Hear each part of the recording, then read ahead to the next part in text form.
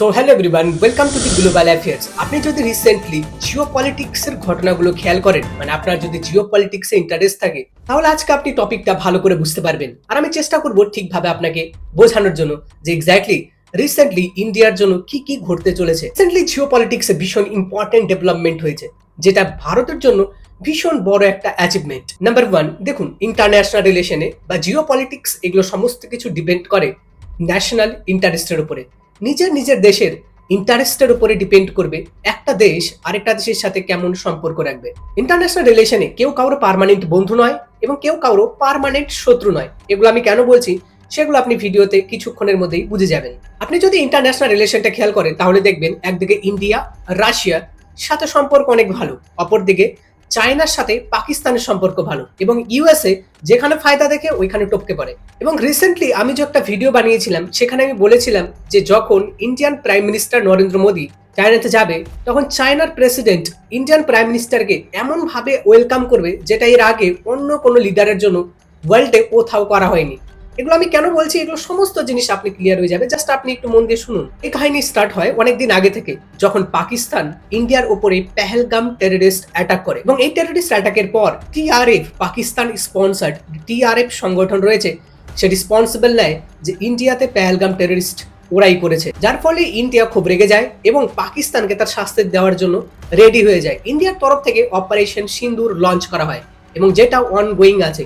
এরপর operation Mahadev launch করে TRF এর যে মাস্টার মাইন্ড থাকে তাকে মেরে ফেলা হয় এবং এটা ভেবে ইন্ডিয়া শুধুমাত্র চুপচাপ থাকে না, পাকিস্তানকে তার উচিত জবাব দিতে, পাকিস্তানের টেররিজম বন্ধ করার জন্য এটা খুবই প্রয়োজন ছিল যে গোটা ওয়ার্ল্ড লিডাররা পাকিস্তানকে উপরে প্রেশার ক্রিয়েট করুক এবং পাকিস্তানকে বলুক যে পাকিস্তানি এই টেররিজম ছড়াচ্ছে। যার ফলে গভর্নমেন্ট অফ ইন্ডিয়া ব্রিক্স নামে গ্রুপিং যে রয়েছে, ব্রাজিল, রাশিয়া, ইন্ডিয়া, চায়না, এরকম যে ইন্টারন্যাশনাল গ্রুপিং গুলো হয়, যেমন ব্রিক্স রয়েছে, এসসিও রয়েছে, নাটো রয়েছে, এসএআরসি রয়েছে, কোয়াড রয়েছে, এগুলো সব international group.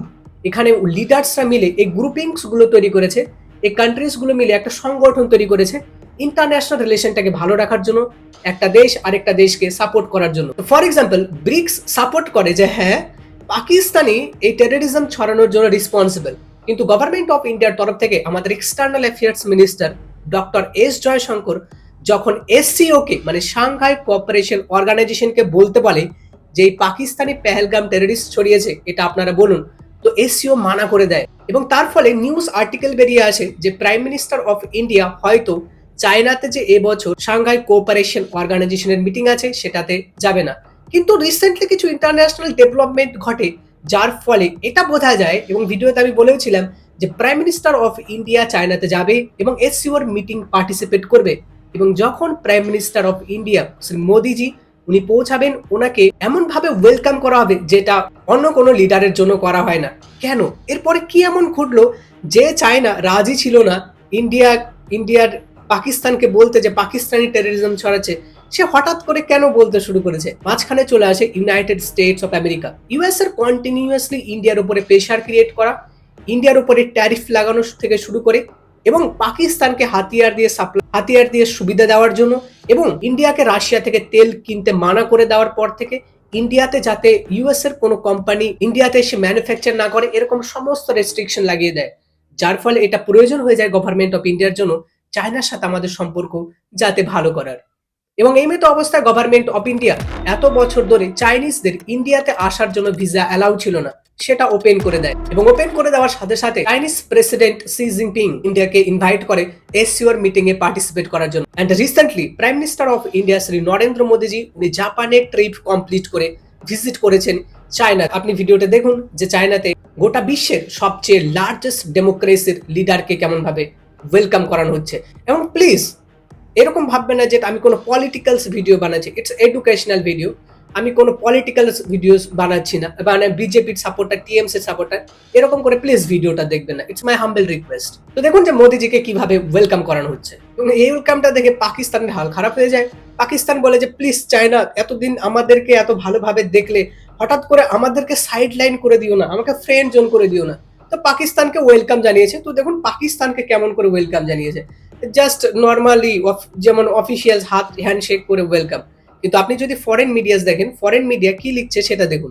Look at this live performance, red carpet, Chinese officials welcome world largest democracy leader and most powerful economy, এরকম বলে ইন্ডিয়ার কালচার, ইন্ডিয়ার যে ডান্স হয়, ইন্ডিয়ার যে কালচার রয়েছে, ডাইভার্সিটি রয়েছে, এই সমস্ত কিছু শো করিয়ে মোদিজিকে ওয়েলকাম করানো হয়েছে। এটার ইম্পর্টেন্স অনেক বেশি, কেননা এটা দেখার পর ইউএস জ্বলছে, জেলিয়াস ফিল করছে যে আরে আমরা তো ইন্ডিয়ার ক্ষতি করতে চাইলাম, ইন্ডিয়া তো কিছুই হলো না, সে তো চায়নার সাথে সম্পর্ক ভালো করতে শুরু করে দিয়েছে।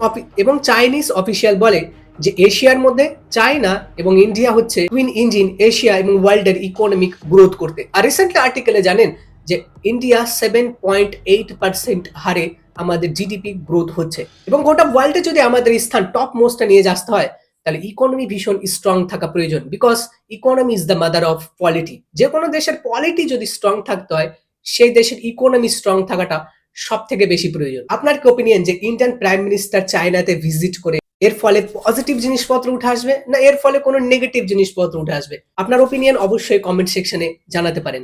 যদি ভিডিওস গুলো আমার ভালো লাগে তাহলে আপনি পেজটা ফলো করতে পারেন, যদি ফেসবুকে দেখেন। ইউটিউবে দেখলে সাবস্ক্রাইব করতে পারেন, থেকে ডেইলি আপডেট রাখতে এই সমস্ত ভিডিওস আপনি কনজিউম করতে পারেন। Thanks a lot to all of you.